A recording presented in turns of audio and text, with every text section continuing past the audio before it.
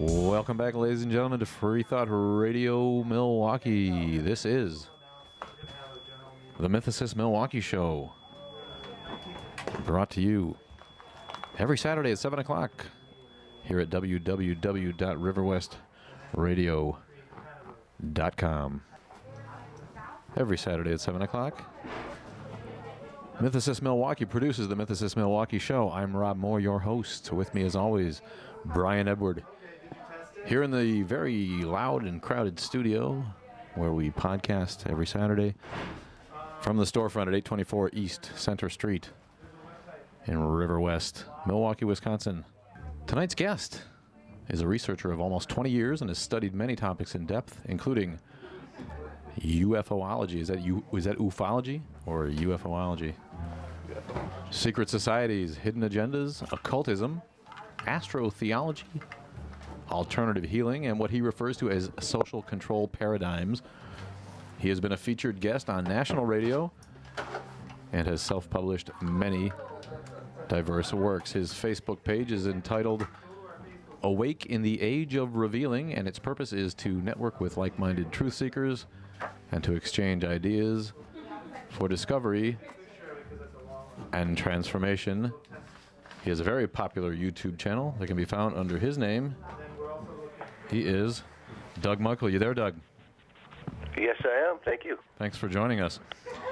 I watched. Oh, it's my pleasure. Thanks for having me back. Not at all. Not at all. I watched your diatribe today. I think was dated from May. That makes you seem like a bit of a conspiracy theorist. Is that a fair statement? Theorist, no. Conspiracy, yes. I don't get too much into speculation. I really deal with facts-based research more than anything, and I know that for people that might not be into alternative history, a lot of it might seem even outlandish when compared to the mainstream news media or with mainstream history. But I have spent close to 20 years, and like a lot of my stuff, I do use documents that could be found right in the National Archives, for instance, or right in the Library of Congress. So I don't get too much into theory. I don't like to speculate too much. I really deal more with information that could be documented and proven. And so your position is that these conspiracies aren't theories; they're actually real. Is really what you're saying, right? Yes. I love it. And of course, here at Mythicist Milwaukee, we're very much interested in the religious side of, and I guess as a social control paradigm. How do you describe yourself? Are you an atheist? Are you in fact a mythicist? Are you a secularist? Are you more of a? How do you think of yourself? I would put myself somewhere in between. I'm not atheist, but nor am I theist. I do consider myself to be, quote, spiritual, but I am absolutely non-religious in any sense of the term. In fact, my personal view is that religion actually gets in the way of what true spirituality is, at least as far as my understanding for what works for me is. I think that the worldly religions separate and divide us from that true understanding. And I think that it is really an individual thing.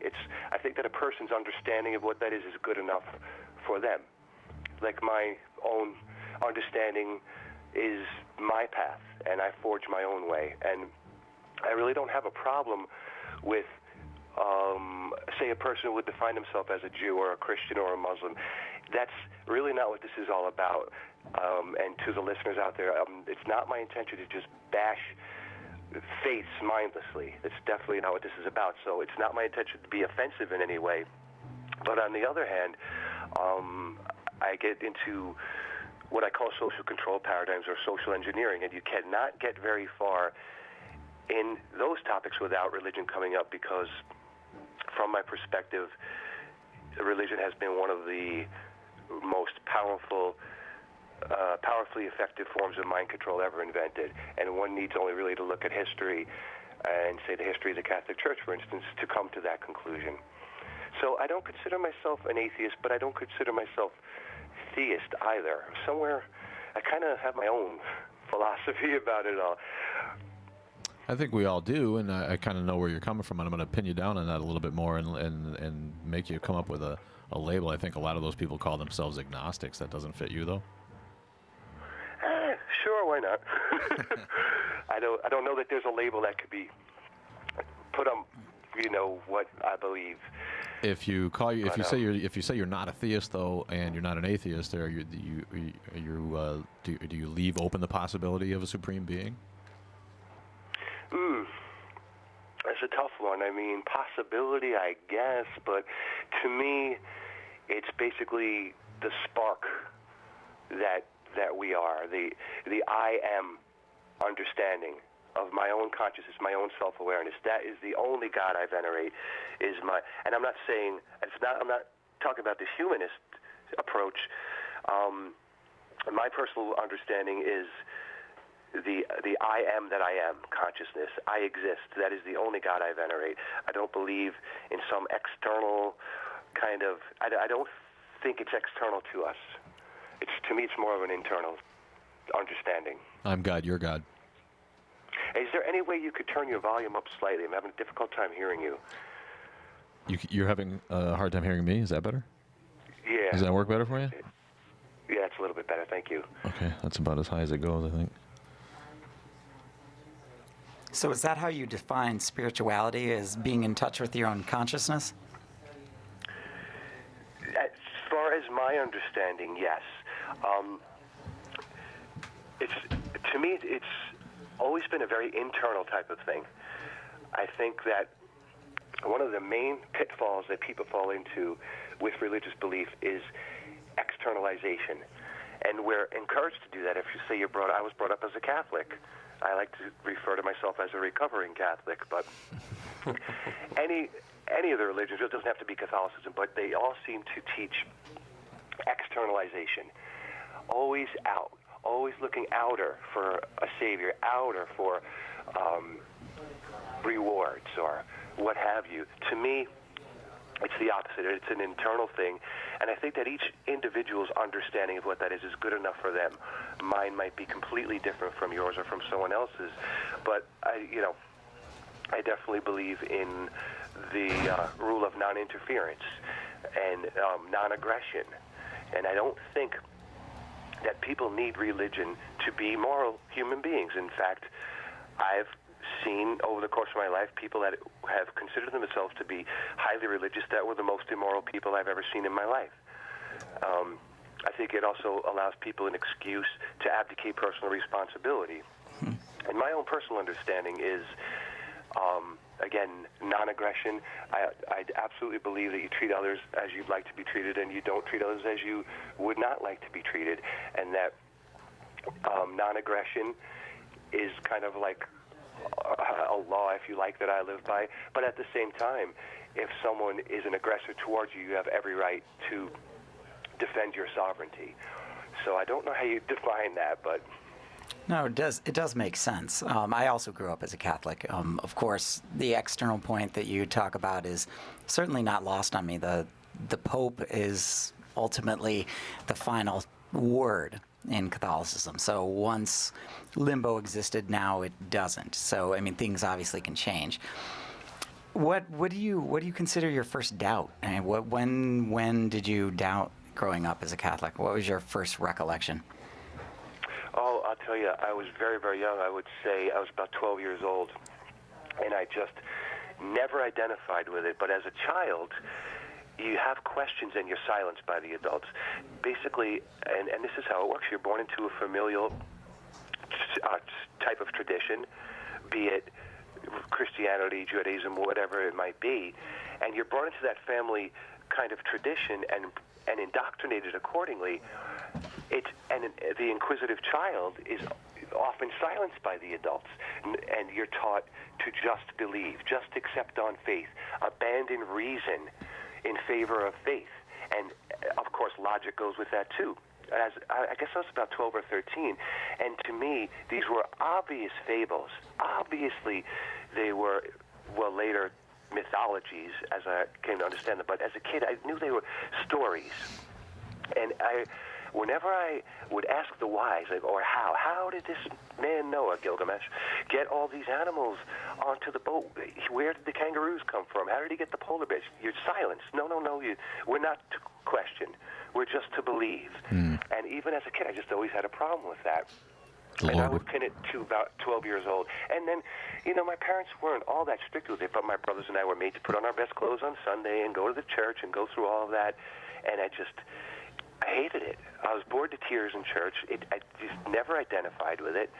And whenever I had questions, I was silenced. So it was years later, I actually discovered the work of an author who calls herself Acharya S., or D.M. Murdoch, and I found her book called The Christ Conspiracy, The Greatest Story Ever Sold.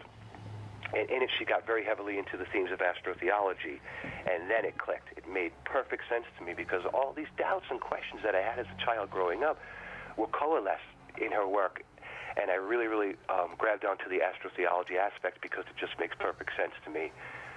And I would say I was about 28 when that happened. But ever since I was a child, I just had doubts and knew that we were dealing, with mythology.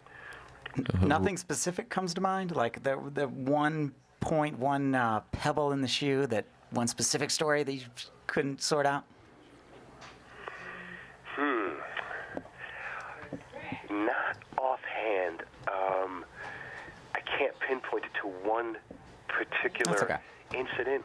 I just knew that for years and years, I had this nagging thing in the back of my mind, and it wasn't until I was older and started to get into research that I really began to question these traditions that I was indoctrinated with, and so began a pretty in-depth study of the history of the church. And when I discovered the blood and the violence and the hypocrisy, and then bringing it into modern times, the money laundering and the child abuse, the thing that rubs me the worst way,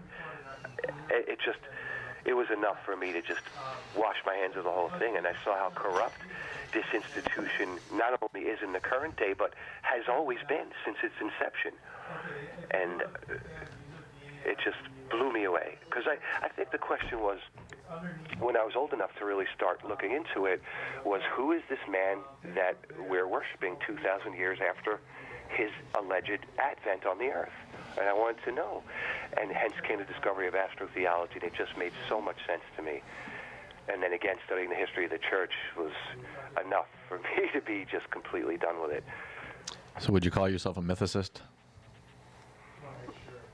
I definitely am on board with the mythicist position, absolutely. Yeah, I think, Doug, this is Sean Frasick from the Mythicist Milwaukee team. That's one of the commonalities that we share is D.M. Murdoch's work that essentially, for Fritz and I, that really would just offered up the knowledge, I guess, to kind of start our own research. Like we kind of never had, we always questioned the supernatural, to Brian's point, like the walking on water and the raising of the dead. We never accepted that on face value, but the information that D.M. Murdoch and others like her share really offer up that, that motivation to somebody to say, okay, we're talking about mythology here, let's get to this. And going through that process, we learn so much about, not only about Christianity, because I know we focus on that, I think a lot of people do because it's so popular, but all of the other religions, the ancient religions that are now called mythology, Islam, Mormonism. I mean, you start to see how all of these motifs and these archetypes play out in the different religions, and it definitely is eye-opening. Oh, it certainly is. It's amazing. There's two types of knowledge, Sean, exoteric and esoteric. Exoteric is taking it at face value as literal, actual history or actual events. But underneath that is the esoteric. And I think that once you can begin to decode the esoteric, you're dealing with a very beautiful mythology here. You're dealing with the mythology of the stars, of the planets, of the heavenly bodies. I think that the ancients were trying to convey quite a message, and that over time, especially with the Church of Rome, these mythologies became twisted and bastardized and convoluted for the sake of power. But underneath, if you could really examine what the ancients were trying to tell us, it's quite a beautiful mythology. Right, and I think, Doug, one of the things we weren't able to get to on the last radio show that we had you on is Rome and how they influenced modern-day Christianity. I was wondering if you can kind of go into that for us, because I know you've done a lot of work in that time period. Like, if you can talk about like the Council of Nicaea or Constantine, or like just kind of how Rome set the stage for Christianity afterwards. Oh, yeah, absolutely, Sean. See, I think there's this kind of mass delusional belief that Christ was crucified, risen from the dead, and then the word spread based on this miraculous event. Well, nothing could be further from the truth. It took a good 3 centuries for this religion to spread. And it really was coalesced at what was called the First Ecumenical Council of Nicaea, which was presided over by the Roman Emperor Constantine, who, by the way, was a tyrant. He was a psychopath. He was a murderer. And what happened was they convened this council, and representatives from many of the different sects and cults of the time had different representatives. And what they did was they took different theologies from all these different sects and basically coalesced them into one. And it's the same thing with the character of Jesus. He's basically an amalgamation or a compilation of many different religious characters based in mythology that came before him, such as Mithra, such as Zoroaster, and many, many others, who seem to have more basis in solar mythology.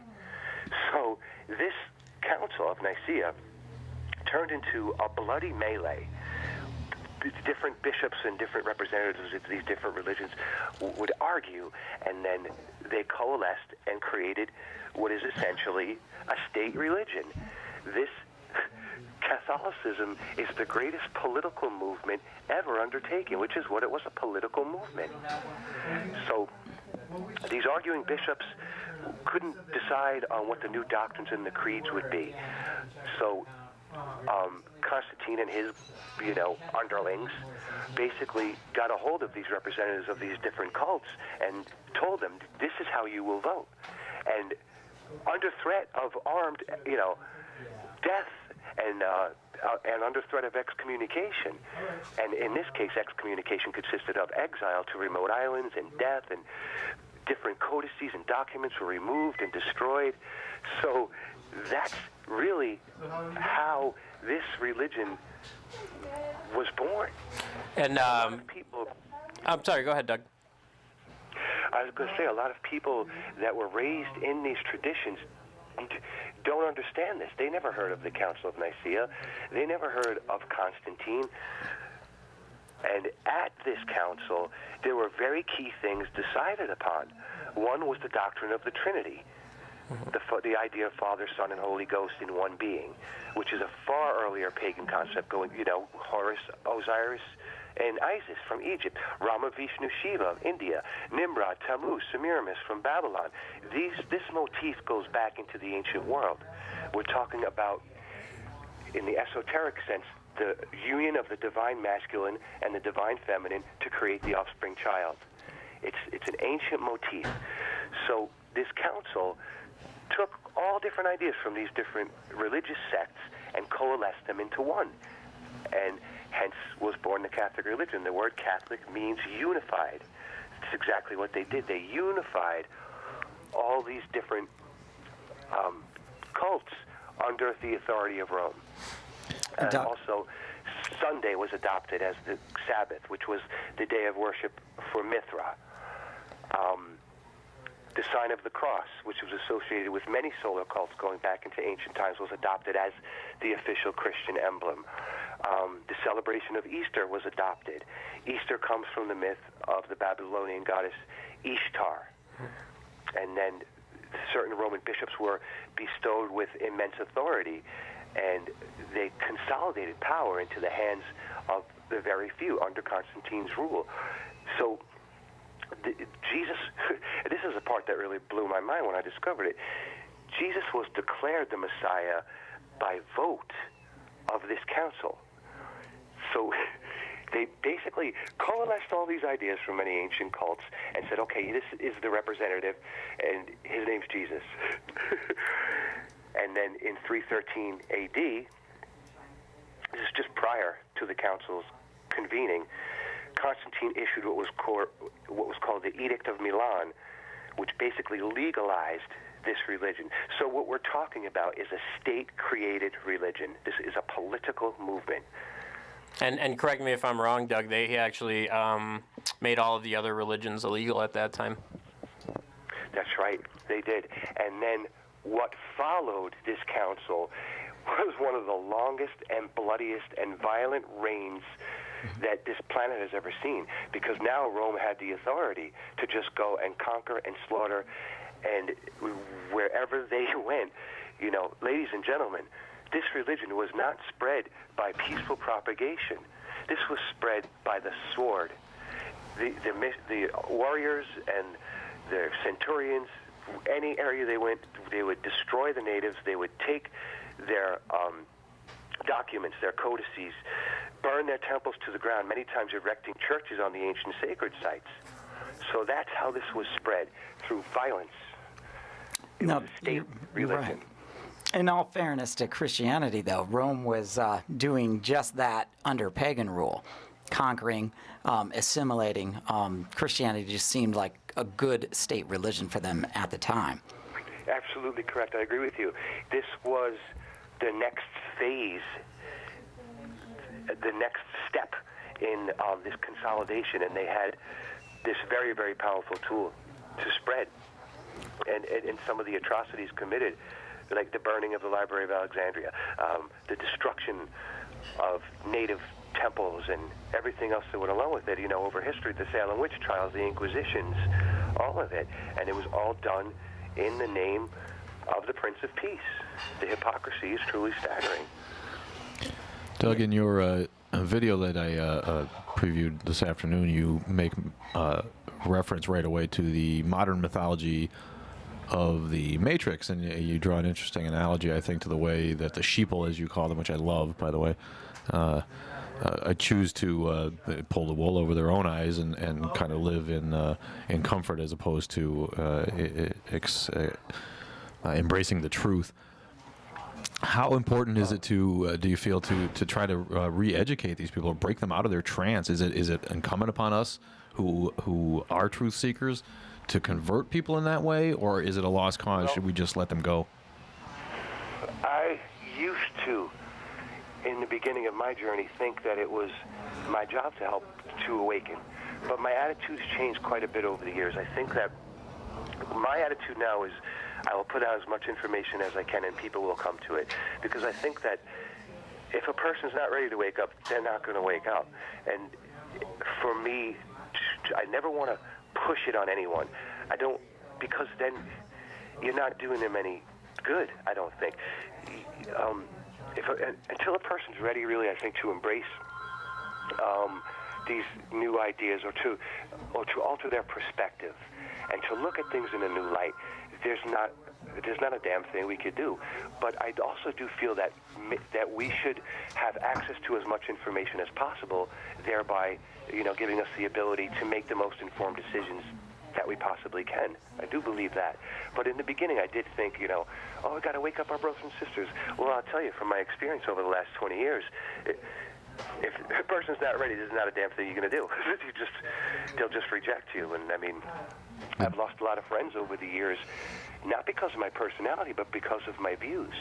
And it still happens. But I refuse to really try to push the truth on anyone. When they're ready, they seem to come to me now. And I think it's a much more kind of a better attitude than to try to, you know, we have proselytizers already.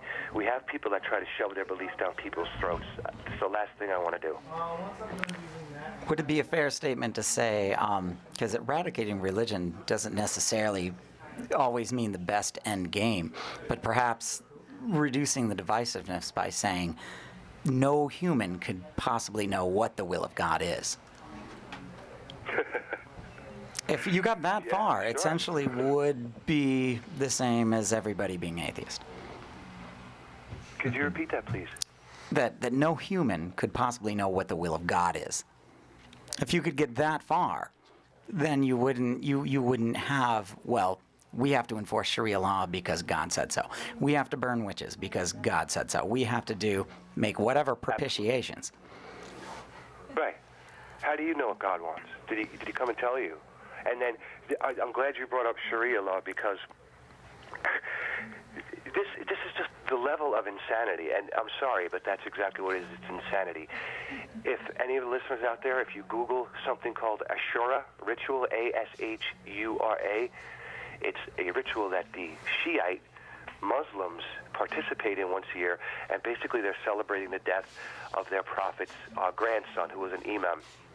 And what they do is, in large droves, take to the streets, and they take machetes and they slice their heads and faces and let the blood pour all over them and walk the streets covered with blood.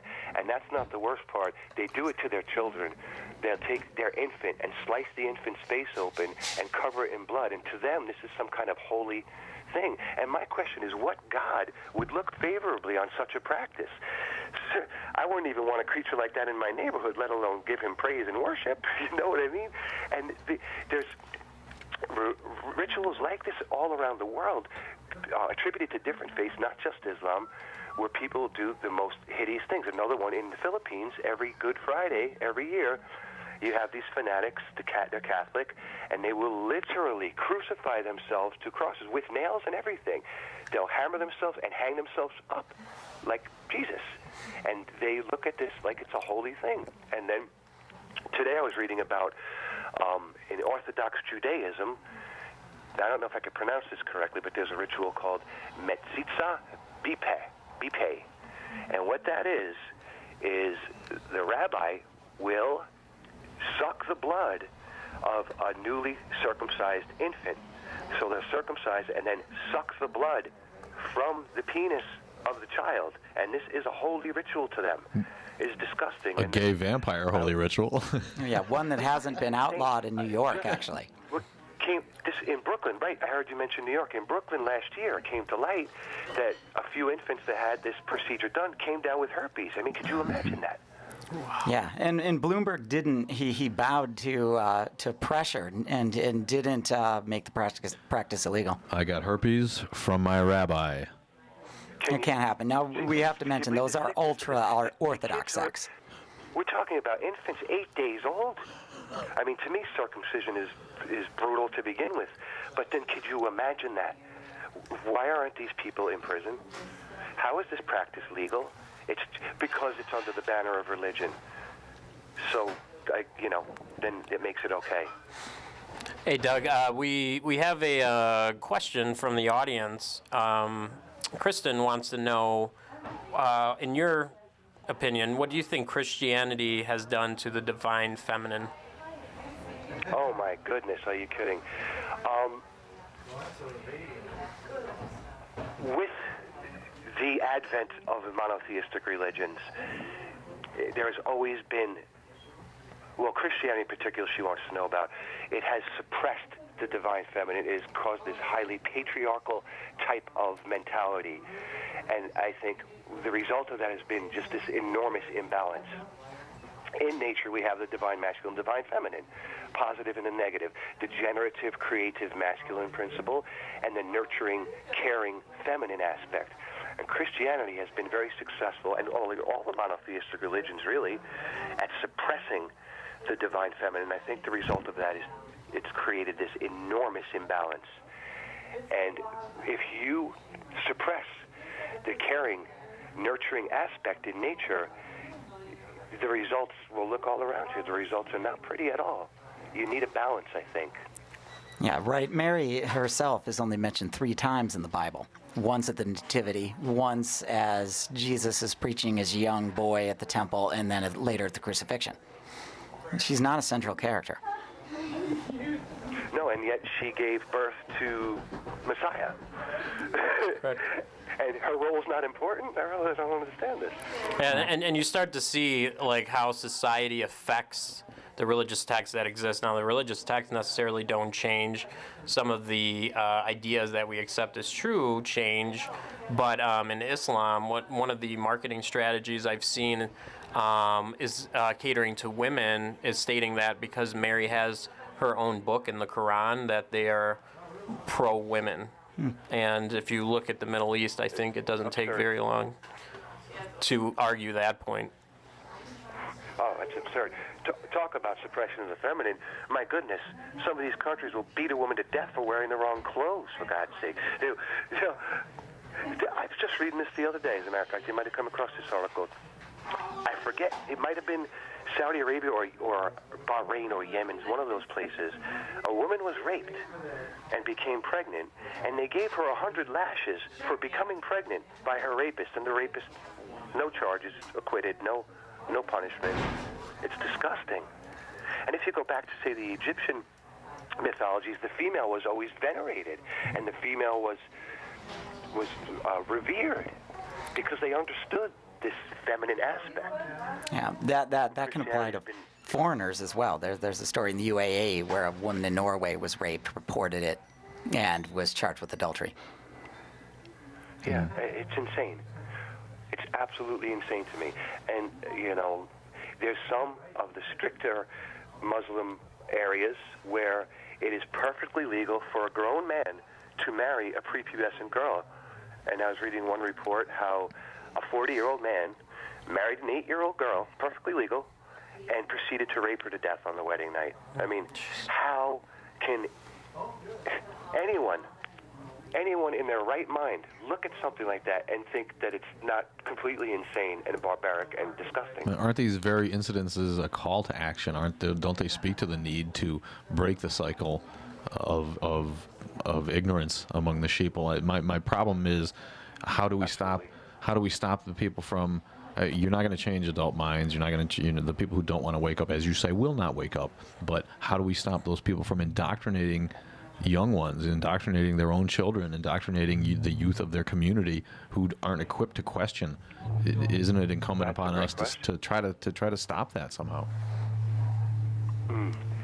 That's a really good question, and it presents quite a challenge. I mean, like we mentioned earlier, you're born into a specific tradition and indoctrinated from a time of a child. How do you break that cycle?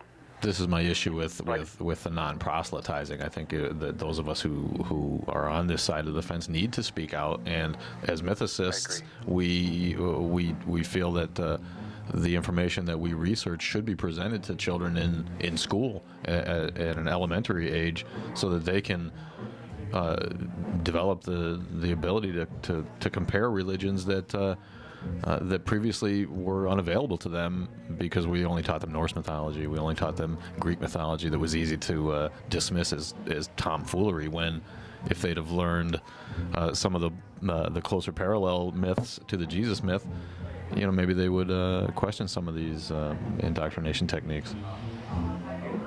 Sure, and I'm right on board with you there. Well, good luck with that.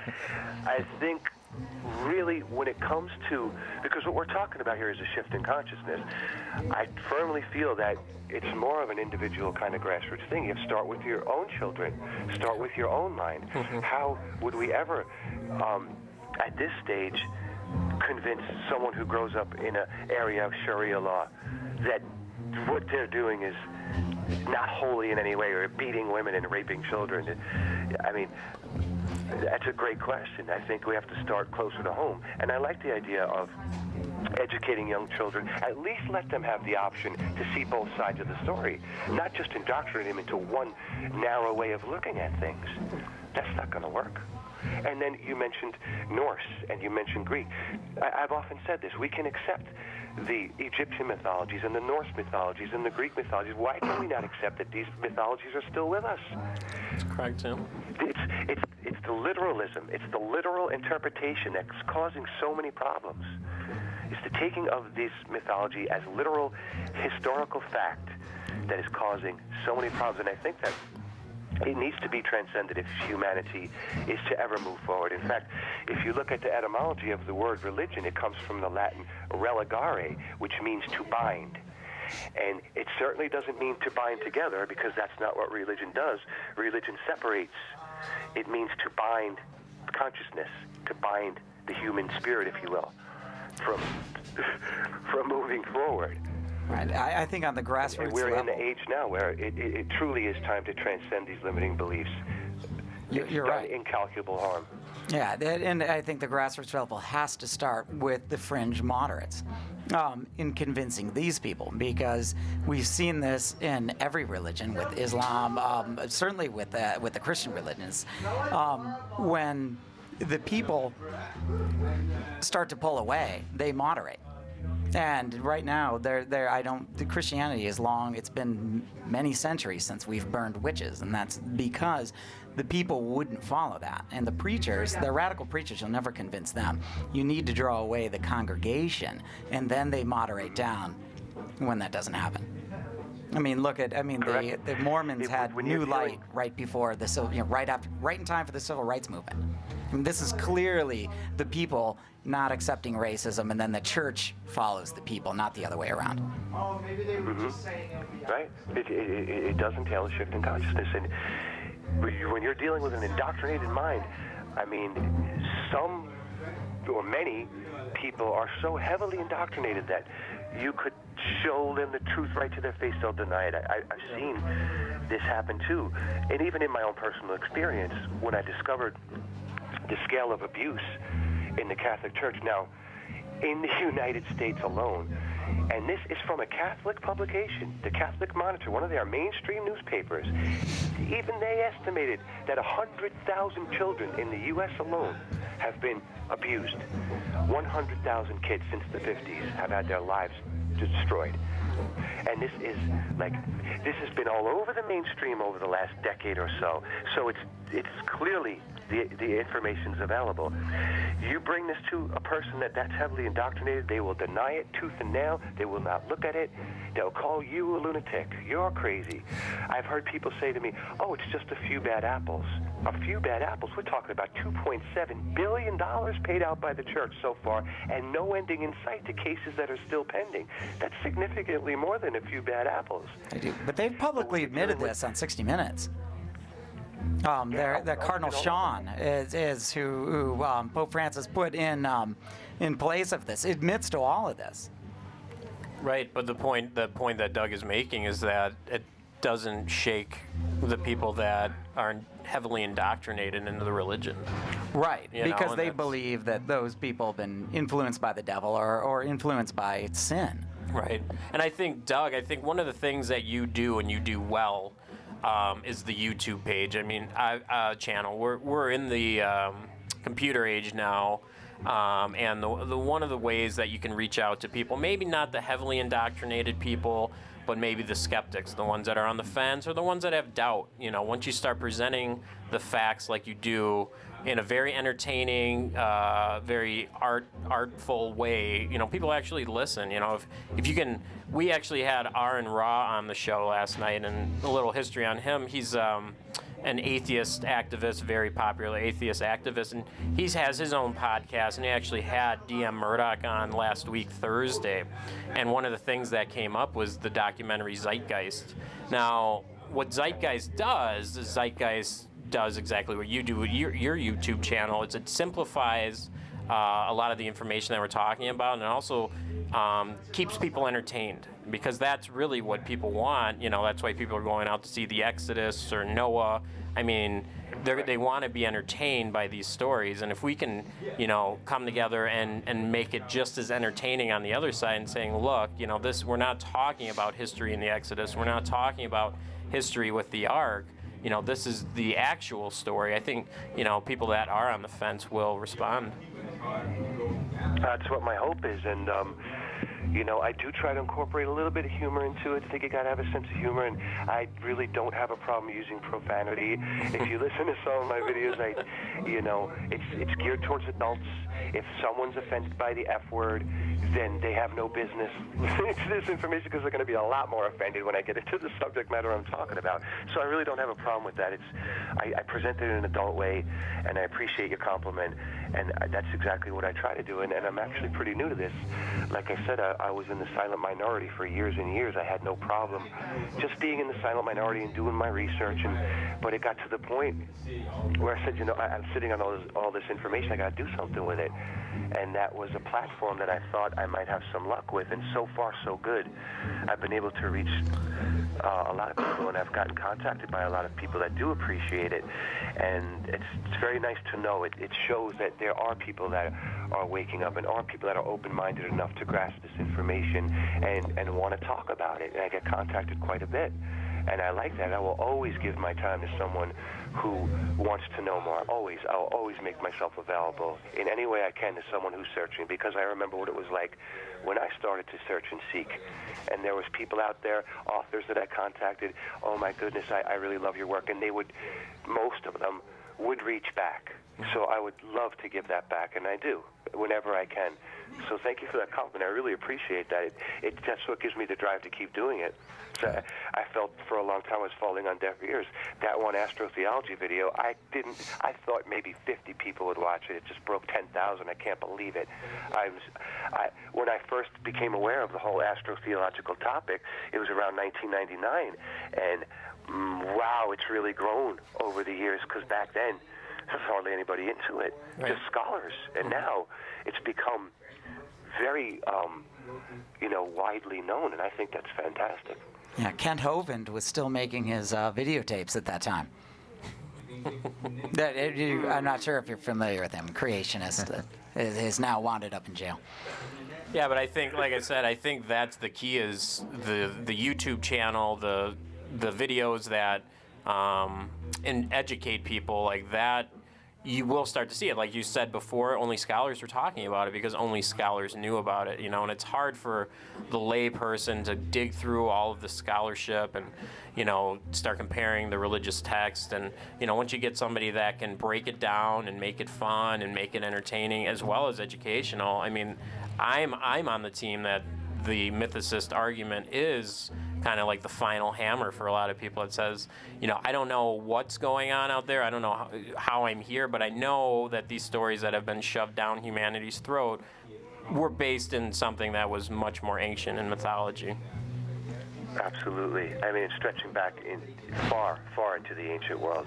We're dealing with a very beautiful mythology, a mythology of the heavens.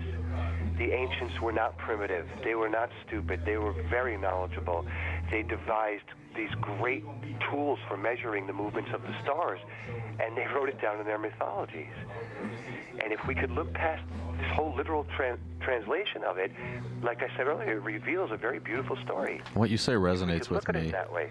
The mythology behind it, and the people that take it literally miss the point completely. It stuns me that folks in 2014 can find themselves more simplistic in nature than the complex creative minds that wrote these gorgeous metaphors, and people like you who are on the leading edge of research are underappreciated and well needed. So we thank you for doing what you do. It's and I appreciate the profanity personally. So thanks for that. Thank you. I appreciate that. I've had one or two people, not very many, one or two, like, do you have to curse? I'm like, hey, what offends you more, the F word or 100,000 American children's lives destroyed by deviant priests? What offends you more, the S word or, the beating to death of women because they wore the wrong outfit? So if you're offended by a curse word, you don't bother listening to my stuff. Don't even bother. Yeah, it's a good point. We have to bring the information to the people. I mean, it's out there. I went to I grew up Catholic like you said, and I continued into college and went to Notre Dame. And I remember freshman year, my theology teacher, who was a biblical scholar and fluent in Hebrew, and could read and write it, wrote the word for poor and wrote the word for virgin on the blackboard, which were very similar. They looked like chicken scratch to me, but they were similar. And then suggested that it was possible that poor was mistranslated into virgin. Therefore, yes. It collapsing at the foundation, one of the central premises of modern Catholicism, and like every hand went up. So it's out there, but I don't think enough people know about this. Exactly. And, we are in a very, very unique time in all of human history. We have things we never did before. We have instant communications. We have this technology that, we have a linking of billions of minds.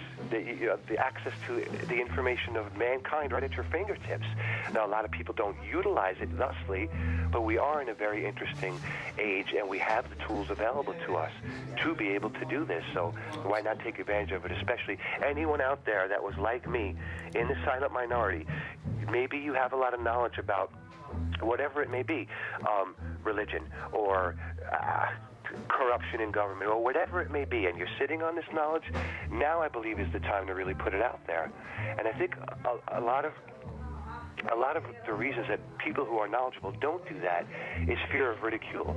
The same reason that someone, say, who grew up as a Catholic that doesn't really believe anymore still goes through the motions because they're worried about, ridicule of their family or, being looked down upon for not doing what's expected of them. I mean, it's going to take a little bit of courage. No, a whole lot of courage. Even in the workplace, I mean, that's one of the big ones for people I know. It's you don't want to come out because of what your coworkers think. Doug, I wanted to kind of give you a little time here to share with the listeners on how they can contact you and learn more, and then also some of your projects that you're working on, some of the things you're really excited about. Absolutely. I do have a new blog I started just this past August. It's dougmichaeltruth.wordpress.com. Some decent information there. A lot of very long-winded essays, 40-page essays and whatnot. If you type into any search engine, Awaken the Age of Revealing, our Facebook page should be the very first link that pops up. We work to put a bunch of alternative information through there every single day. Also, my YouTube channel is just under Doug Michael. It's usually the first or second one that pops up. You'll see a guy with a guitar and bright lights. That's me. You can check on that too. I don't have an actual domained website yet, but I'm working on that. What I got coming up for the month of December is going to be more of a fun YouTube video called The True Meaning of Christmas, and I'm going to get a lot into the Saturnalia and also where the Santa Claus traditions come from and how most of our Christmas traditions actually come from the Norse mythologies, and that one's going to be pretty fun. And I also have another one coming up dealing with alternative medicine, particularly the ancient shamanic brew called ayahuasca, which I've had experience with, and I'm going to have a few people on that as guests to share their experience too. So that's what I got coming up in the near future. Is that alcoholic? It is not. It is two plants. A shame. One is a leaf in the traditional sense and a vine.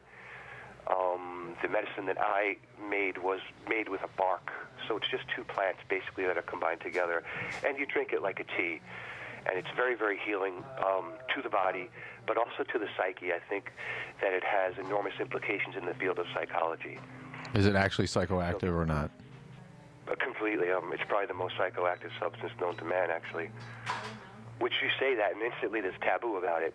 But I could tell you, the emotional healing that I got, I could not imagine going to my grave having not had this experience at least once. Tell us about the several other people. Tell us about the music. It just seems to be right up front, and we haven't touched on it at all. What's that about? Thank you. Well, I've been a musician for 27 years. I'm a guitarist, a singer-songwriter. As a matter of fact, this week I am starting to record my first album with the drummer who plays. I play also in a cover heavy metal band called The Dying Breed, and our drummer is also an engineer. And we kind of branching off doing a different style of music. We're going to be doing a full-length album of acoustic rock music, all original. So I'm really excited to get started in that too. And I think it's about time I write a song about mythicism, which I haven't done yet. But I do write. I write love songs, and I also write songs about psychology. And I do have one song called "These Unholy Chains," which is basically about abuse from the point of view of the victim. You're a Renaissance man, Doug, and I appreciate that. Thank you. I appreciate you guys giving me a platform to speak. I really do. Not at all. We're a small and growing community here. You are, of course, listening to Free Thought Radio here in Milwaukee. This is the Mythicist Milwaukee Show at www.riverwestradio.com. Podcasting, as always, from the storefront here at 824 East Center Street in beautiful River West. A little bit rainy tonight, but that's better than snow. The winter is coming. We've been speaking with Doug Michael. He is an interesting character, and he's got numerous outlets, YouTube channels, so forth, and he's a musician as well. So check him out. We are. You got any final thoughts, guys? Where's Brian and Sean here? Doug, I would just say if you ever get around to writing the Mythicist song, definitely give it to us, and we'll use it as our theme song on the show. All right. Just don't let me play any chords. We don't want to hear that. You don't have enough on your plate, man. Write us a theme song. Get that back to us next week, would you? Well, thanks for being with us, Doug. We're gonna let you go and wrap thank you for up having me. the podcast. It's my honor. Good deal. It's my honor. Thank you. Keep up the good work. We'll see you. Will do. Thanks very much. All right. Bye-bye. Doug Michael, guys. Nice job scoring him. He's really, really interesting. The stuff that I listened to on the video today for an hour, I couldn't even begin to get my head around. Unbelievably intelligent. He just has a wealth of knowledge in different fields. Yeah, I mean, I definitely want to get him back on the show. Absolutely. Yeah, we got a bunch of podcasts to fill up, so he like all of these guys, he's ready to go. He's ready to talk. Yeah, exactly. You're going to give him a little bit of rope and he can go. Tell us about tomorrow, Sean. Tomorrow we have a special show. It's going to be at 5 o'clock p.m. Central Standard Time, where it's a makeup show for Jamie DeWolf, the great-grandson of L. Ron Hubbard. So he's going to be on. He's going to join us by phone. He's going to be calling in. So if you can make it, that'd be great. We also will repost it as we do every show. So you got anything, Brian? No, I don't. Postponed, just like the Buffalo Jets game. So. Yeah, exactly. What happened with that one? It snowed a lot in Buffalo. Yeah, but they didn't play the game there, did they? No, they're playing it in Detroit Monday. Oh, Detroit on Monday. Nice. Funny. 2 Monday night shows. Oh. All right. This has been the Mythicist Milwaukee Show, brought to you every Sunday at 7 o'clock here at riverwestradio.com. It's time to make way. Who's on after us anymore at 8 o'clock on Sunday? Do we know? We can pump the next show we'll up. find out in 5 minutes. Right. We are looking for a call sign. Of course, River West Radio is proud to be going FM pretty soon. FM station. Yeah, so give some thought to that. And Mythicism will be going FM. Mythicism will be going FM, as well as the Swift and Craft Show, too. We can get back on the airwaves as well as being a webcast. So. Absolutely. All right. Well, thanks, guys, again, and we will see you tomorrow night for a special edition. What time is that? 5 p.m. 5 p.m. Central Standard Time. Central Standard Time. And again, next Sunday at 7. Thanks for listening, everybody, and have a good night.